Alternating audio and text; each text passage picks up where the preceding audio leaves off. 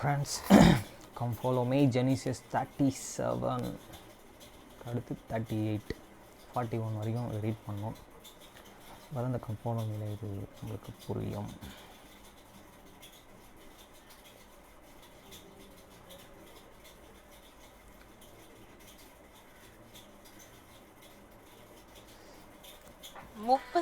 அவனுடைய குமாரர் அனைவரும் அவனுடைய குமாரத்திகள் அனைவரும் அவனுக்கு ஆறுதல் சொல்ல எழுந்தார்கள்.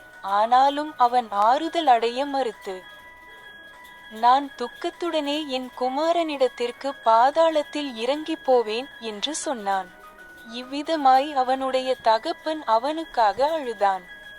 36 அந்த மீதியானியர் அவனை எகிப்தில் பார்வோனுடைய அதிகாரியும் மேய்க்காவலர் தலைவனுமாகிய போத்திபாரிடத்தில் விற்று போட்டார்கள். அதிகாரம் 38 யூதா ஒரு கானானிய ஸ்திரீயினால் 3 குமாரரை பெறுகிறான். ஏர் மற்றும் ஓனான் கர்த்தரால் அழிக்கப்படுகிறார்கள். ஒரு வேசியின் வேடம் பூண்ட தாமார் யூதாவினால் 2 பிள்ளைகளை பெறுகிறாள்.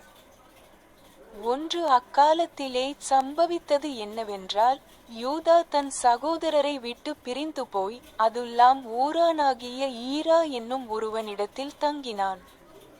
2 அங்கே யூதா சூவா என்னும் பேருடைய ஒரு கானானியனுடைய குமாரத்தியைக் கண்டு அவளை விவாகம் பண்ணி அவளிடத்தில் சேர்ந்தான். 3 அவள் கர்ப்பவதியாகி ஒரு குமாரனை பெற்றாள். அவனுக்கு ஈர் என்று பேரிட்டான். 4 அவள் மறுபடியும் கர்ப்பவதியாகி ஒரு குமாரனை பெற்றாள். அவனுக்கு ஓனான் என்று பேரிட்டாள். 5 அவள் பின்னும் கர்ப்பவதியாகி ஒரு குமாரனை பெற்றாள். அவனுக்கு சேலா என்று பேரிட்டாள். அவள் அவனை பெற்றபோது அவன் கேசிபில் இருந்தான். 6 யூதா தன் மூத்த குமாரனாகிய ஈருக்கு தாமார் என்னும் பேருடைய ஒரு ஸ்திரீயை விவாகம் பண்ணி வைத்தான். 7 யூதாவின் மூத்த குமாரனாகிய ஈர் கர்த்தருடைய பார்வைக்கு பொல்லாதவனாயிருந்தான். ஆகையால் கர்த்தர் அவனை அழித்து போட்டார். 8 அப்பொழுது யூதா ஓனானை நோக்கி, நீ உன் சகோதரனுடைய மனைவியினிடத்தில் சேர்ந்து அவளை விவாகம் பண்ணி உன் சகோதரனுக்கு சந்ததியை உண்டாக்கு என்றான். 9 அந்த சந்ததி தனக்கு சேராதென்று ஓனான் அறிந்திருந்தான். ஆதலால் அவன் தன் சகோதரனுடைய மனைவியினிடத்தில் சேரும் போதெல்லாம் தன் சகோதரனுக்கு சந்ததி உண்டாகாதபடிக்கு தரையிலே விடுத்து போட்டான். 10 அவன் செய்த இந்த காரியம் கர்த்தருடைய பார்வைக்கு பொல்லாததாயிருந்தது. ஆகையால் அவர் அவனையும் அழித்து போட்டார். 11 அப்பொழுது யூதா தன் மருமகளாகிய தாமாரை நோக்கி, என் குமாரனாகிய சேலா வளர்ந்து பெரியவனாகுமளவும் நீ உன் தகப்பன் வீட்டிலே விதவையாயிரு என்றான். ஒருவேளை அவனும் தன் சகோதரரைப் போல செத்துப்போவானோ என்று அவன் பயந்தான்.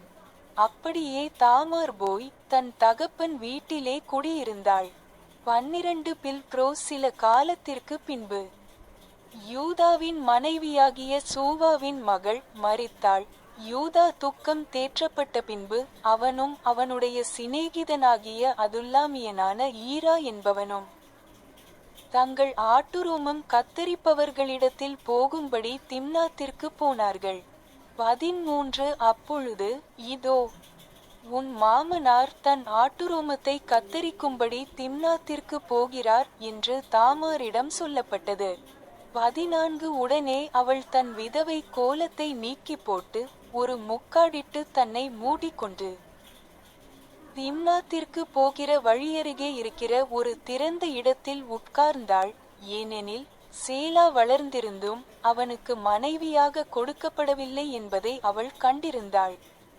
15 யூதா அவளை கண்டபோது அவள் தன் முகத்தை மூடியிருந்தபடியால் அவளை ஒரு வேசி என்று நினைத்தான். 16 அவன் வழியருகே அவளிடத்தில் திரும்பி, நான் உன்னிடத்தில் சேரலாமா என்று கேட்டான். அவள் தன் மருமகள் என்று அவன் அறியாதிருந்தான். அதற்கு அவள், நீர் என்னிடத்தில் சேரும்படி எனக்கு என்ன கொடுப்பீர் என்று கேட்டாள். 17 அதற்கு அவன், மந்தையிலிருந்து ஒரு ஆட்டுக்குட்டியை உனக்கு அனுப்புவேன் என்றான். அவள், நீர் அதை அனுப்பும் வரை எனக்கு ஒரு அடைமானம் கொடுப்பீரா என்று கேட்டாள். 18 அதற்கு அவன், நான் உனக்கு என்ன அடைமானம் கொடுக்க வேண்டும் என்று கேட்டான். அவள், உம்முடைய முத்திரை மோதிரத்தையும் உம்முடைய கையில் இருக்கிற கோலையும் எனக்கு தர வேண்டும் என்றாள். அப்படியே அவன் அவைகளுக்கு கொடுத்து அவளிடத்தில் சேர்ந்தான். அவள் அவனால் கர்ப்பவதியானாள். 19 பின்பு அவள் எழுந்து போய் தன் முக்காட்டை நீக்கி போட்டு தன் விதவை கோலத்தையே திரும்பவும் தரித்து கொண்டாள். 20 யூதா அந்த ஆட்டுக்குட்டியை தன் சிநேகிதனாகிய அதுல்லாமியன் கையிலே கொடுத்து அந்த ஸ்திரீயினிடத்திலிருந்து தன் அடைமானத்தை வாங்கிக் கொண்டு வரும்படி அனுப்பினான். ஆனால் அவன் அவளை காணவில்லை. 21 அப்பொழுது அவன் அவ்விடத்து மனிதர்களை பார்த்து, வழியருகே உட்கார்ந்திருந்த அந்த வேசி எங்கே என்று கேட்டான். அதற்கு அவர்கள், இவ்விடத்தில் வேசி ஒருத்தியும் இருக்கவில்லை என்றார்கள். 22 அவன் யூதாவிடத்திற்கு திரும்பி வந்து, நான் அவளை காணவில்லை, இவ்விடத்தில் வேசி ஒருத்தியும் இருக்கவில்லை என்று அவ்விடத்து மனிதர்களும் சொன்னார்கள் என்றான். 23 அதற்கு யூதா, நாம் அவமானப்படாதபடிக்கு அவள் அவைகளை வைத்துக் கொள்ளட்டும். இதோ நான் இந்த ஆட்டுக்குட்டியை அனுப்பினேன், நீ அவளை கண்டுபிடிக்கவில்லை என்று சொன்னான். 24 ஏறக்குறைய 3 மாதங்களுக்கு பின்பு உன் மருமகளாகிய தாமார் வேசித்தனம் பண்ணினாள். அதுவுமன்றி இதோ அவள் வேசித்தனத்தினால் கர்ப்பவதியாயிருக்கிறாள் என்று யூதாவுக்கு அறிவிக்கப்பட்டது. அப்பொழுது யூதா, அவளை வெளியே கொண்டு வாருங்கள், அவள் எரிக்கப்பட வேண்டும் என்று சொன்னான். 25 அவள் வெளியே கொண்டுவரப்பட்ட போது தன் மாமனுக்கு ஆள் அனுப்பி, இவைகள் எவனுடையவைகளோ அவனாலேயே நான் கர்ப்பவதியாயிருக்கிறேன் என்று சொல்லி, முத்திரை மோதிரமும் கயிறுகளும் கோலும் ஆகிய இவைகள் எவனுடையவைகளோ அவைகளை நீர் இனம் பிரித்தறியும் என்று சொன்னாள். 26 யூதா அவைகளை இனம் பிரித்தறிந்து, என்னிலும் அவள் அதிக நீதிமானாயிருக்கிறாள், நான் அவளை என் குமாரனாகிய சேலாவுக்கு கொடுக்கவில்லை என்று சொல்லி, அதன் பின்பு அவன் அவளை அறியவில்லை. 27 அவளுக்கு பிரசவ வேதனை உண்டான சமயத்தில், இதோ அவள் கர்ப்பத்தில் 2 பிள்ளைகள் இருந்தன. 28 அவள் பிரசவிக்கும் போது ஒரு பிள்ளை தன் கையை வெளியே நீட்டினது. அப்பொழுது மருத்துவச்சி, இவன் முந்தி வந்தான் என்று சொல்லி அவன் கையில் ஒரு சிவப்பு கயிற்றை கட்டிவிட்டாள். 29 அவன் தன் கையை உள்ளே இழுத்து கொண்டபோது, இதோ அவன் சகோதரன் வெளியே வந்தான். அப்பொழுது அவள், நீ எப்படி துளைத்து கொண்டு வெளியே வந்தாய்? இந்த துளைத்தல் உன்மேலிருக்க கடவது என்று சொன்னாள். ஆகையால் அவனுக்கு பாரேஸ் என்று பெயரிடப்பட்டது. 30 அதன் பின்பு கையில் சிவப்பு கயிறு கட்டப்பட்டிருந்த அவன் சகோதரன் வெளியே வந்தான். அவனுக்கு சேரா என்று பெயரிடப்பட்டது.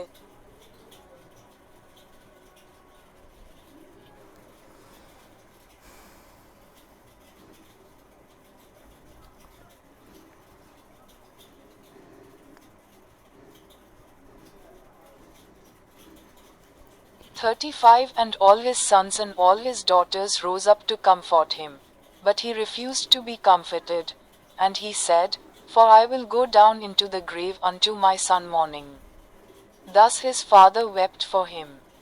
36 And the Midianites sold him into Egypt unto Potiphar, an officer of Pharaoh's, and captain of the guard. Chapter 38 Judah has 3 sons by a Canaanite woman. And Onan are slain by the Lord. Tamar, disguised as a harlot, bears twins by Judah.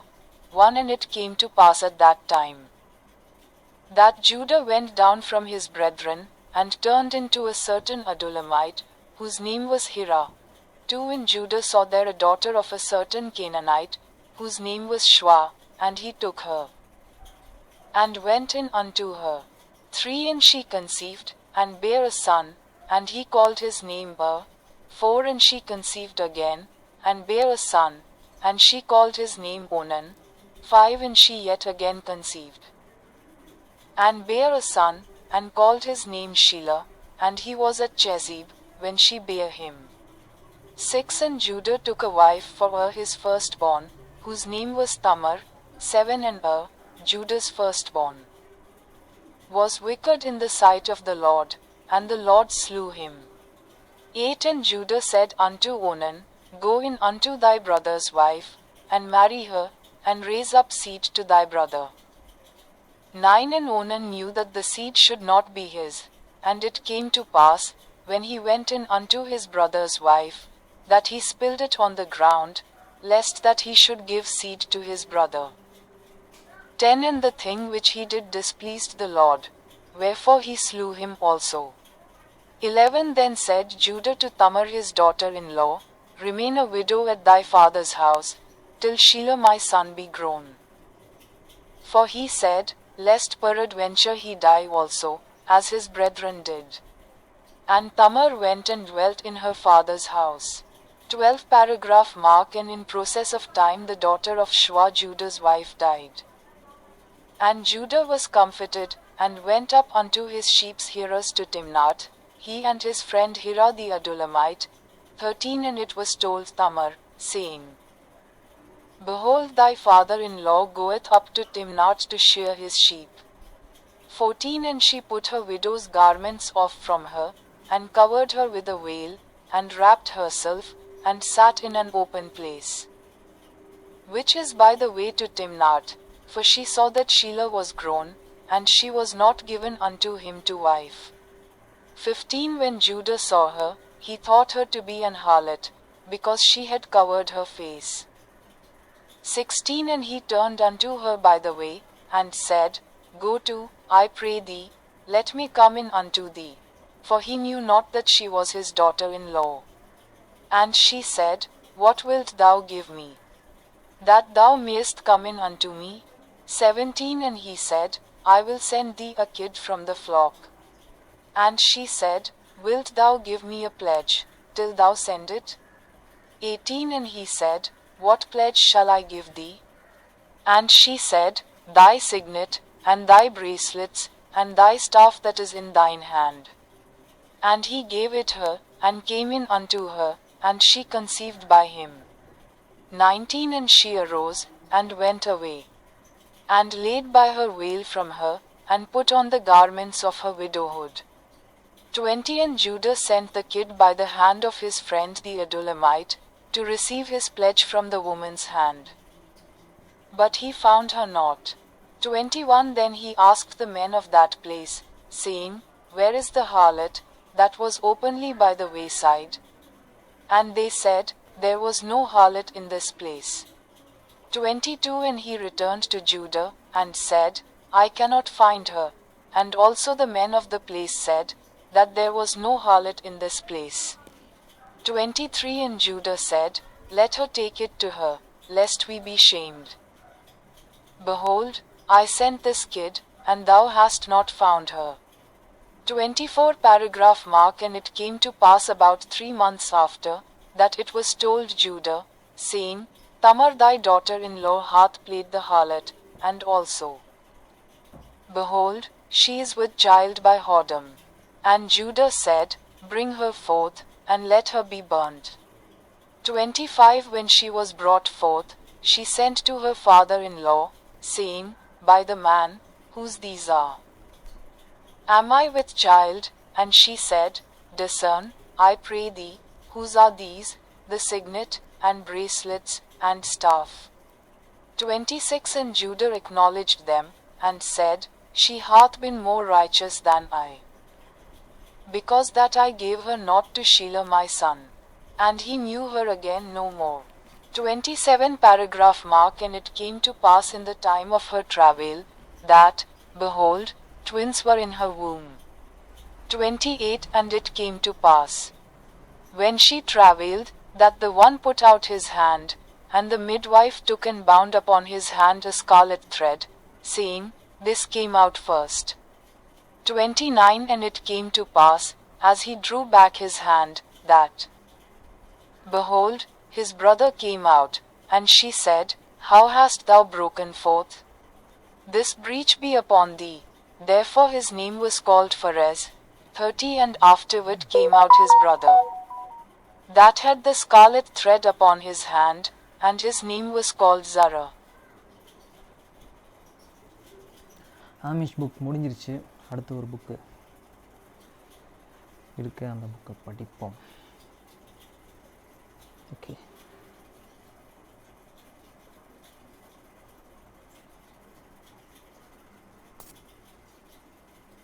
அந்த முடிஞ்ச புக்கோட கடைசி line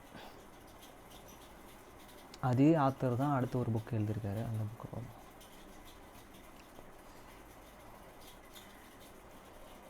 அதை குறித்த அறிவு, அந்த எண்ணம் என் முதுகில் ஒரு சிலிர்ப்பை ஓடச் செய்தது.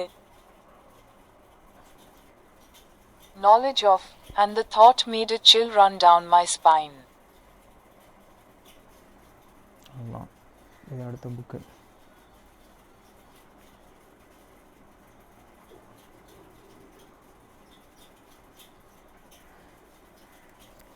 அத்தியாயம் 1. பனிக்கட்டியான நடைபாதையில் என் கருப்பு ஸ்னீக்கர்களின் அடிப்பாகம் வழுக்கிச் சென்றது, ஆனால் நான் வேகத்தை குறைக்கவில்லை. நான் சற்று முன்பு கேட்ட செய்தியை என் உறவினர்களிடம் சொல்வதற்காக ஸ்விஸ்மென் ஸ்வீட்ஸ் கடைக்கு செல்ல வேண்டும் என்ற அவசரத்தில் இருந்தேன். குளிர்காற்று 10 சென்ட் நாணயம் அளவுள்ள பனித்துகள்களை என் வெற்று கன்னங்களில் வீசியது. புயலிலிருந்து என்னை பாதுகாக்க நான் அணிந்திருந்த கழுத்து துணி பயனற்று போனது. என் பெரிய கருப்பு தொப்பிக்கு பின்னால் அது ஒரு சாம்பல் நிற திரை போல சுழன்று அடிப்பதை உணர்ந்தேன். என் கால்கள் என் தடிமனான பாவாடையில் சிக்கிக் கொண்டன. அது ஒரு பொருட்டல்ல. மார்கோட் ராலிங்ஸ் சொல்வதற்கு முன்பு நான் என் உறவினர்கள் கிளாரா மற்றும் பேலியிடம் சொல்ல வேண்டும். அவர்கள் எச்சரிக்கப்பட வேண்டும். நான் கிராமத் சதுக்கத்தையும் பிரதான வீதியையும் கடந்து ஓடினேன். இன்று போக்குவரத்து இல்லை. வானிலை மிகவும் மோசமாக இருந்தது. ஆமிஷ் விவசாயிகளும் வணிகர்களும் இதுபோன்ற வானிலையில் வெளியே செல்லக்கூடாது என்பதை அறிந்திருந்தனர். மேலும் கடும் பனிப்பொழிவு காரணமாக ஆங்கில பள்ளிகள் கூட அன்றைய தினம் மூடப்பட்டிருந்தன. ஒருவேளை கிராமத்தில் பாதி மூடப்பட்டிருக்கும், ஆனால் மோசமான வானிலை மார்கோட்டை தடுக்கப் போவதில்லை என்பதை நான் அறிந்திருந்தேன்.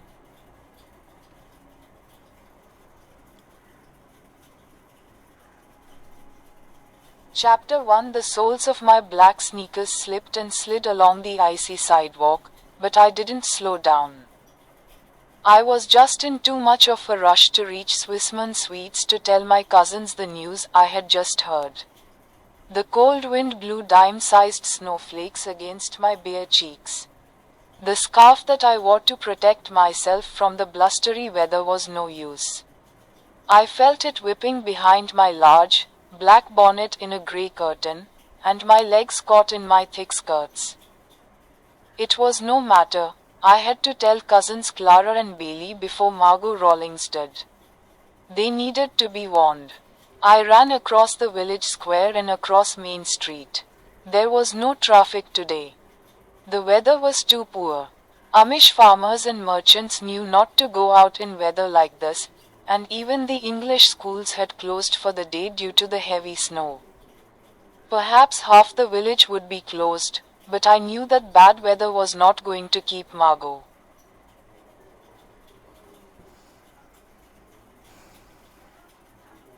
அவ்வளோதான்.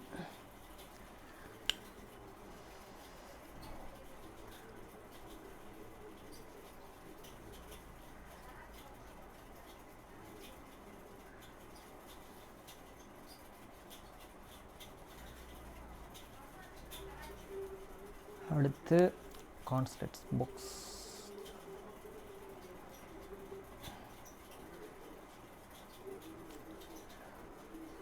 கான்ஸ்டன்ஸ் புக்ஸ் முன்னாடி இதை பார்ப்போம். அகங்காரமும் காதலும் ஒரே மரத்தின் கிளைகள். வித்தியாசம் என்னவென்றால் காதல் எப்பொழுதும் மன்னிப்பு கேட்க விரும்பும். அகங்காரமோ எப்போதும் மன்னிப்பை கேட்கவே விரும்பும் அகங்காரம் கொடுங்க. அடுத்தது, நாட்கள் நம்பிக்கையுடன் தொடங்கி கனவுகளுடன் முடிவடைகின்றன. ஒவ்வொரு நாளும் சில எதிர்பார்ப்புகளுடன் தொடங்குகிறது, ஆனால் ஒவ்வொரு நாளும் நிச்சயமாக சில அனுபவங்களுடன் முடிகிறது. அதான் வாழ்க்கை.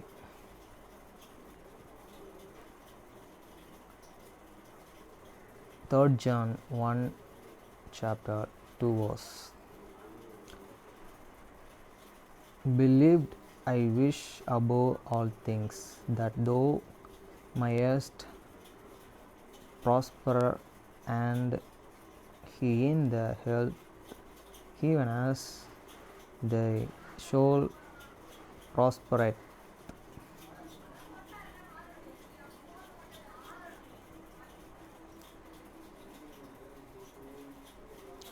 இதுக்கப்புறம் இந்த வாரம் ஈஸ்டர் சண்டே. இந்த ஈஸ்டர் காலத்தின் இறைவனின் அன்பை உணருங்கள். குருத்தோலை ஞாயிறு மற்றும் பொது மாநாடு. இந்த ஈஸ்டர் காலத்தில் இயேசு கிறிஸ்துவின் லேட்டர்-டே செயின்ட்ஸ் திருச்சபையின் உறுப்பினர்கள் மார்ச் மாதம் தங்கள் உள்ளூர் தேவாலயங்களில் நடைபெறும் ஒரு மணி நேர குருத்தோலை ஞாயிறு ஆராதனைக்கு நண்பர்கள், குடும்பத்தினர்கள் மற்றும் அண்டை அயலாரை அழைத்து வரும் ஊக்குவிக்கப்படுகிறீர்கள். Message: always a blessing having the company for the super.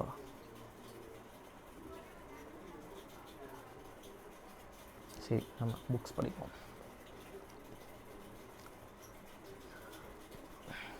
இரண்டாவதாக, அவர் தமது ஆவியின் கிரிகையை வெளிப்படுத்த அதிக சந்தர்ப்பம் கிடைக்கும்படியாக, முதலாவதாக துன்மார்க்கர்கள் மீது அவர்களை நெறிப்படுத்தி அடக்குவதன் மூலம், அதனால் செல்வந்தர்களும் வல்லமை உள்ளவர்களும் ஏழைகளை விழுங்காமலும் ஏழைகளும் இழிவானவர்களும் தங்கள் மேல் அதிகாரங்களுக்கு எதிராக எழுந்து அவர்களின் நுகத்தை உதிரி தள்ளுமலும் இருப்பார்கள். இரண்டாவதாக, ஒரு மறுபிறப்பு அடைந்தவர்கள் மீது தமது கிருபை செலுத்துவதன் மூலம், அதாவது பெரியோர்களிடம் அன்பு, இரக்கம், சாந்தம், தன்னடக்கம் போன்றவையும், ஏழைகள் மற்றும் இழந்தவர்களிடம் விசுவாசம், பெரும் பொறுமை, கீழ்ப்படிதல் போன்றவற்றையும் வெளிப்படுத்துவதன் மூலம் தான் அந்த புக்கு கொலம்பஸ் புக்ஸ். நாம் ஒருவருக்கொருவர் நடந்து கொள்ள வேண்டிய 2 விதிகள் உள்ளன: நீதி மற்றும் இரக்கம். இவை எப்பொழுதும் அவற்றின் செயலும் நெருக்கத்திலும் வேறுபடுத்தப்படுகின்றன. ஆயினும் சில சமயங்களில் திடீரென ஏற்படும் துன்பம், பயத்தில் இருக்கும் ஒரு செல்வந்தருக்கு இரக்கம் காட்டவும், அதே நேரத்தில் ஒரு குறிப்பிட்ட ஒப்பந்தம் தொடர்பாக ஒரு ஏழைக்கு வெறும் நீதியை செய்யவும் ஒரு சந்தர்ப்பம் ஏற்படலாம். கிருபையின் சட்டம் அல்லது நற்செய்தியின் பின்வரும் அம்சங்களின் முந்தையில் இருந்து சில வேறுபாடுகளை கொண்டு உள்ளது. முதலாவதாக, இயற்கையின் சட்டம் மனிதனுக்கு பாவமற்ற நிலையில் கொடுக்கப்பட்டது. நற்செய்தியோ மறுபிறப்பின் நிலையிலே கொடுக்கப்பட்டது. இரண்டாவதாக, முந்தைய ஒரு மனிதனை மற்றொரு மனிதனுக்கு தேவனுடைய அதே மாமிசமாகவும் சாயலாகவும், கிறிஸ்துவின் ஒரு சகோதரனாகவும் அதே ஆவியின் ஐக்கியமாகவும் இருப்பதாக முன் அறிவிக்கிறது. மேலும் கிறிஸ்து இவர்களுக்கு மற்றவர்களுக்கும் இடையே வேறுபாடு காண நமக்கு கற்பிக்கிறது.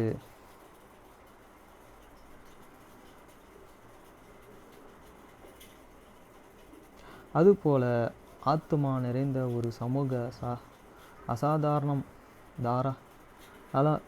மனப்பான்மை பெறுகிறது. எனவே திருச்சபையான ஏதேனும் ஒரு சிறப்பு சேவையில் அந்த சமூகத்தை ஈடுபடுத்துங்கள்.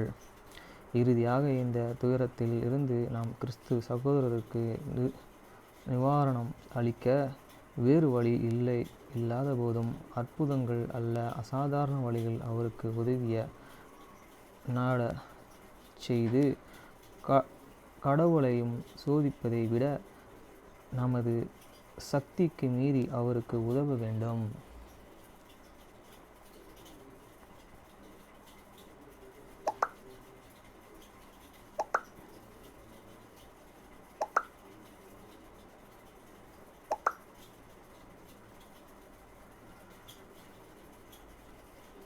அடுத்த புக்கு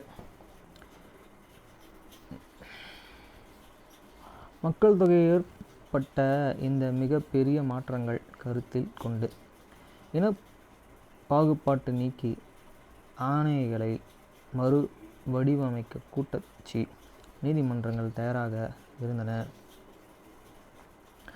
நாம் நமது குழந்தைகள் அனைவரும் அவர்களின் இன எதுவாக இருந்தாலும் வாழ்க்கையில் ஒரு சமமான தொடக்கத்திற்கும் குடிமக்கள் தங்கள் முழு திறனை அடைவதற்கான சம வாய்ப்புகளும் உள்ள உரிமைகளை பற்றி பேசுகிறோம். பள்ளி ஒருங்கிணைப்பதற்கான நேர்மையான முயற்சிகள் பள்ளி வாரியங்கள் மற்றும் நீதிமன்றங்கள் ஆகிய இரண்டையும் புத்திசாலித்தனத்தையும் தோற்கடிக்கக்கூடிய மாபெரும் போக்குகளை எதிர்கொள்கின்றன என்று உண்மையிலே மில்லியன் சுட்டி காட்டினர்.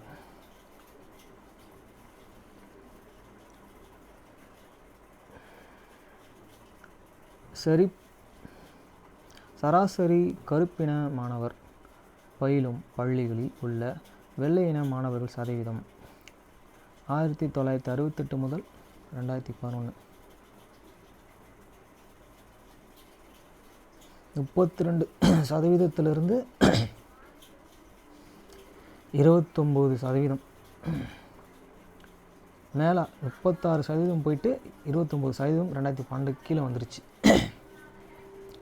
ஆதாரம் எரிக்கா பிரைன்ஸ்ப்ரக், ஜெயின் பெயின், ஜேனிக் பார், பி ஜாய்ஸ் கிப் மற்றும் கியூரி உட்பிளேக் தமது பொதுவான எதிர்காலத்திற்கு தீங்கு விளைவித்ததில் ப்ரவுன் எதிர்ப்பு 65 ஆண்டுகளுக்கு பிறகு அமெரிக்காவின் பிரிவினையும் பள்ளிகள் மே 10, 2019 குடியுரிமைகள் திட்டம் மற்றும் கல்வி மற்றும் குடியுரிமைகள் மையம் சுமார் 12 ஆண்டுகள்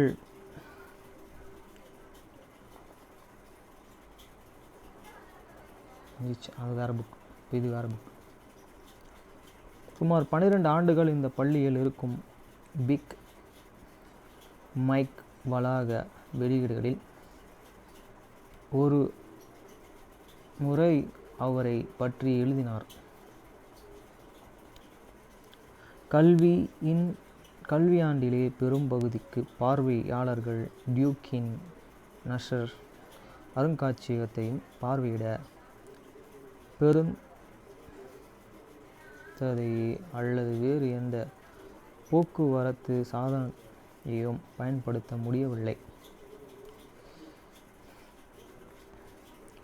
டியூக்கின் வழக்கமான பணியில் நான் நஸ்டரிலிருந்து இலவச பொருட்களுடன் வெளியே வந்தேன்.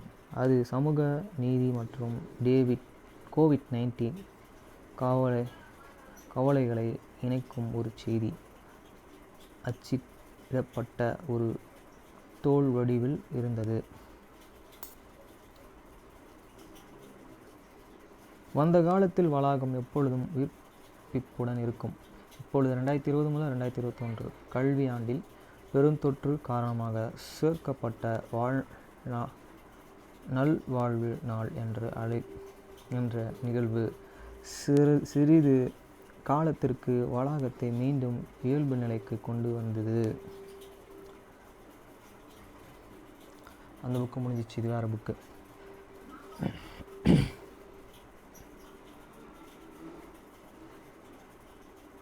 தனிப்பட்ட உறவுகளை அளவிடுவதில் உள்ள மிகுந்த சிரமம். தனிப்பட்ட உறவு கருதுகோளை முறையாக சோதிப்பதை தடுக்கிறது. இந்த விஷயத்திற்கு நாம் அத்தியாயம் 7 மீண்டும் வருவோம். இருப்பினும் கலப்பு நோக்க மாதிரி உண்மையாக இருந்தால் வாக்கு தேர்வையும் விளக்கும் ஒரே காரணியாக அத்தகைய உறவுகள் இருக்கிறது. பிரசங்கங்கள் குறைந்தபட்சம் 2 வழிகளில் வாக்களிக்கும் முடிவுகளை பாதிக்கலாம்.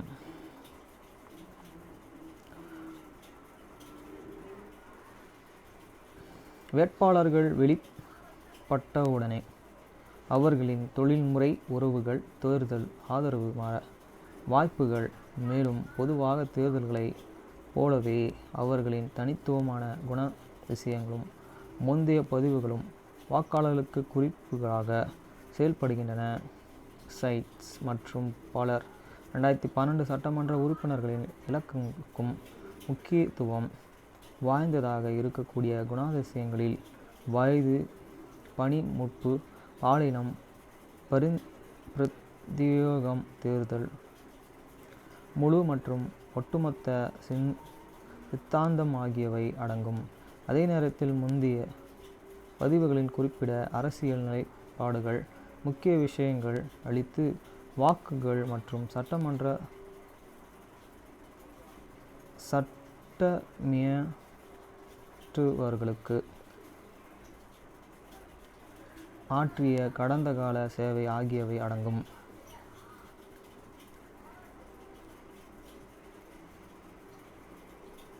இது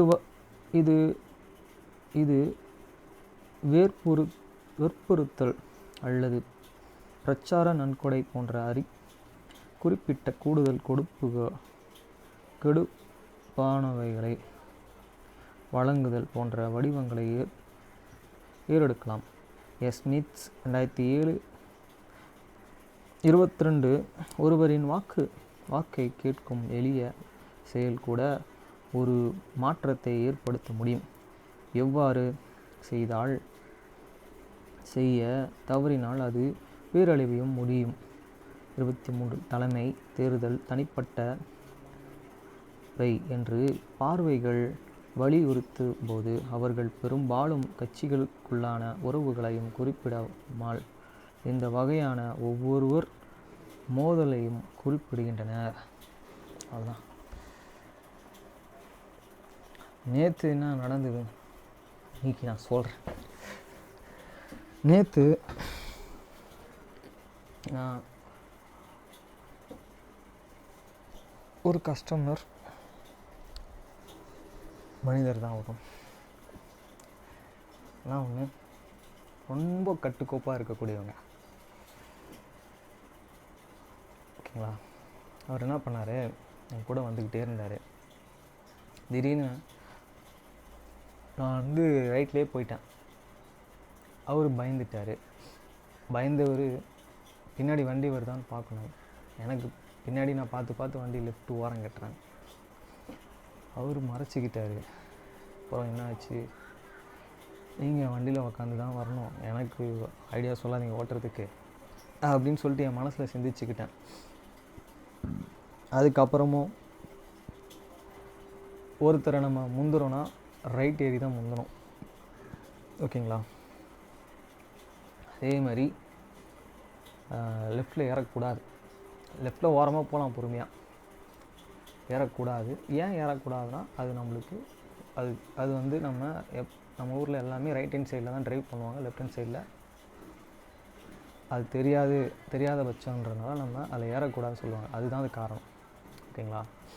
இப்படி இருக்கும்போது அவரை வச்சு நான் ரைட்லேயே ஏறி அவர் வெறுப்பேற்றிட்டேன்னு சொல்லி அவர் நினச்சிக்கிட்டாரு. ரைட்டில் தான் ஏறுவேன் எப்பவுமே. சம்டைம்ஸ் லெஃப்ட்டில் ஏறி போவேன். இப்போ பைக் ஓட்டினாலும் லெஃப்ட்டில் ஏறுறேன். நான் காரு 2 லட்சம் கிலோமீட்டர் ஓட்டியிருக்கேன். கார் மட்டும். பைக்கு மட்டுமே 60,000 கிலோமீட்டர் ஓட்டியிருக்கேன் இந்த ஊரில். அதனால் எனக்கு அவர் அட்வைஸ் பண்ணிவிட்டு நான் ஏறினதுலேருந்து எனக்கு நீங்கள் பிரச்சனை கொடுக்குறீங்கன்னு சொல்லிட்டு என் ஹெல்மெட் கையில் கொடுத்தாரு. என்னுடைய வண்டியோட இதில் கீழே அப்படி கீழே தவறு வந்துச்சு. அந்த ஹெல்மெட்டை கொஞ்சம் எடுத்து உள்ளே வைங்க, நான் வைக்காமல் போயிட்டார். கோவப்பட்டவர் பாட்டில் இந்த மனுஷன் நேற்று அவர் கோவப்படுத்திட்டாரு. ஒரு நாள் ஒரு பிரச்சனையை சந்திக்க வேண்டியதாக இருக்குது. நம்ம அன்பாக தான் நடந்துக்கணும் ஆசைப்படுறோம், முடியலையே. ஓகே ஃப்ரெண்ட்ஸ், முடிஞ்ச அளவுக்கு 100% அன்பு தான் காட்டணும். ஓகே, அவங்கள நம்ம அவங்க ரோல் மாடலாக, நம்மளை அவங்க ரோல் மாடலாக எடுத்துக்கணும். வாழ்க்கைக்கு நமக்குள்ளே இயேசு கிறிஸ்துவ பார்க்கணும். இதுதான் முக்கியம். தேவனோட வருகை சமீபமாக இருக்குது. தெரியாதவங்களாம் தெரிஞ்சுக்கணும், அவரை பின்பற்றணும். அதுக்கு தாழ்மை தான் முக்கியம், மேன்மை அல்லன்றதை எல்லாம் தெளிவுபடுத்திக்கிறேன். அது நடக்க முடியல, இருந்தாலும் நம்ம ட்ரை பண்ணோம். கொஞ்சத்தில் உண்மையாக இருந்து வேதத்தை படித்தவருக்கு தான் பரலோகத்தில் வாசல் திறக்கப்பட்டிருக்கு அப்படின்றத வெளிப்படுத்தல் சுவிசேஷத்தில் சொல்லப்பட்டிருக்கு. அந்த கொஞ்சத்தை நம்ம ட்ரை பண்ணோம். கொஞ்சம் கூட ட்ரை பண்ணாமல் எல்லாருமேலே எரிஞ்சு விழுந்து கடினப்படுத்திக்கிட்டு இருந்தோன்னா கிடைக்காது. அந்த பரலோக வாசலுக்குள்ளே நம்ம போகிறதுக்கு வழி இல்லை. பரலோக வாசல் 2 விதமாக நம்ம கணக்கிடலாம். ஒன்று ஃபேமிலியில், இன்னொன்று தேவன் அண்டைக்கு நம்ம போகிறது தான். புரியுதுங்களா? இயேசு கிறிஸ்து ஒருத்தர் உயிர் தெளிந்து 3ஆவது நாள் போயிருக்காரு. தேவன் இடத்துல வலது பிரசரத்தில் உட்காந்துருக்காரு. அவரை நம்ம பின்பற்றி போகும்போது அவரோட பக்கத்தில் நம்ம உட்கார்றதுக்கு, வலது பிரசரத்தில் உட்கார்றதுக்கு நம்மளுக்கு சான்ஸ் கொடுப்பாருங்க. இதை நீங்கள் ஏற்றுக்குங்க, அவரை பின்பற்றுங்க, ஃபாலோ பண்ணுங்கள். உலகத்தில் பரலோகம் ரொம்ப கஷ்டம்லாம் கிடையாது, ரொம்ப ஈஸியான விஷயம். அதுக்கு எட்டா கனி நினச்சிட்டு இருக்காதீங்க. அவருடைய ஜீவ விருட்சம் ஒன்று இருக்குது. யார் வெற்றி பெறாங்களோ அந்த ஜீவ விருட்சத்தை கொடுக்க போகிறார் நம்மளுக்கு. ஓகேங்களா? அதையும் வெளிப்படுத்தல் சுவிசேஷத்தில் போட்டிருக்காரு. வெற்றி ஈஸி, ஆனால் அதுக்கு எப்படியாப்பட்ட நம்மளுக்கு சோதனை வந்தாலும் அதில் நம்ம வெற்றியை மட்டும் தான் நோக்கமாக வச்சு அதில் தவறு பண்ணுறக்கூடாது. தவறு பண்ணால் நரகமும் நிச்சயம். ஓகே ஃப்ரெண்ட்ஸ், பாய்.